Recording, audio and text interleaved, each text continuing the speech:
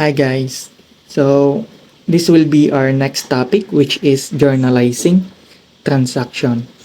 And as you can see, we have here a PPT. This will present the steps and techniques on how to journalize. Okay. So what do we mean by journalizing? So in journalizing, in accounting means recording business transactions in the journal in chronological order. Each entry shows which accounts are debited and which are credited following the double entry systems. So ano yung mga key terms we have here? Recording business transaction. Kung naalala nyo, last time we are using accounting equation and each transaction affects two accounts. It's either the assets or liabilities. It's either the liabilities and owner's equity or assets and owner's equity. And also we have here the key terms of chronological order. So when we say chronological order, what happened in day 1 will be the first transactions to be put on the journal book. And on day 2, that will be the next. So kumbaga may sinusunod siyang order which is the date, no? So kung Monday, next is Tuesday, Wednesday, and Thursday. So and so on. Kung day 1, day 2, and day 3, and so on. So now, what are these steps in journalizing? The steps in journalizing includes number 1, identify the accounts affected. As if you remember, sa accounting equation, when transactions are given, there are accounts in the asset, liabilities, and owner's equity are affected.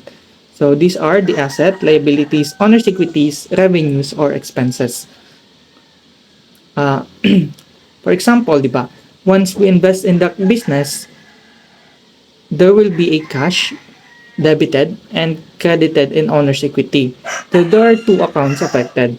So we need to identify first which accounts are affected in the transactions. Next, we have classify the accounts. When we classify accounts, we should know if the transaction increases the accounts or decreases. Kung tataas ba yung account na yon or bababa. And next is we apply the rules of debit and credit. Now, this is very important, no, to know, to classify if the accounts are in line of assets, if the accounts is considered a liabilities or equity, if the accounts is revenues, if the accounts is expenses or and withdrawals. Kung ano ba siya, kung asset ba to? For example, cash. Saan siya? Di ba assets? How about equipment? Di ba asset yan? Because that is something we own, no, and control. How about liabilities and equity? If the given problem is accounts payable, no, or utang, that will that will be a liabilities, no. And how about equity? For example, yung capital, di ba? So that will be equity. And how about withdrawings or drawals? That will be down with withdrawals or under equity then. But this will be debited on the other sides. No. Anyway, if revenues, it will be credited. Expenses and withdrawals would be debited. Now, for example, if we have, if we invest on the business worth 500,000, ano yung account na affected? We have cash and capital. Now, what is cash? Cash is an asset. Tumaas ba yung cash natin since nag-invest tayo? Yes, tumaas po, no? So that will be debited. As you can see, the arrow means it go ups.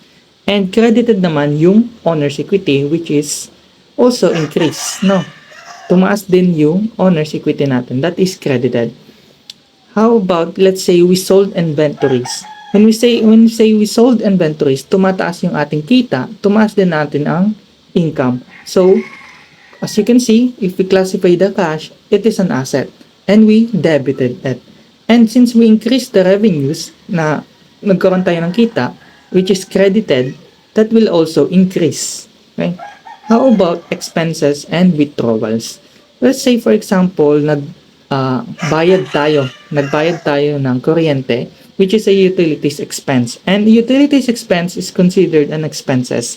And as you can see, expenses are debited when if it is increased. No, tataas to kapag dinebit natin. So, ano yung nabawas sa atin? Yung nabawas sa atin is cash. So, that is an asset. So, if nagbawas yung ating cash, it will be credited. If nalagdagan ng ating expenses, it will be debited. Anyway, this is only a hint or a technique, no, for you to remember on, or a guide on how to journalize.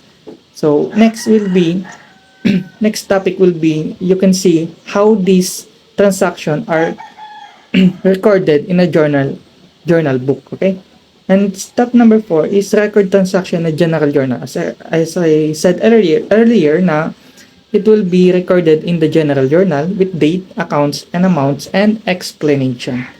So that's it. This is only a guide, no? Guide on how to journalize. Okay? So, see you on the next video.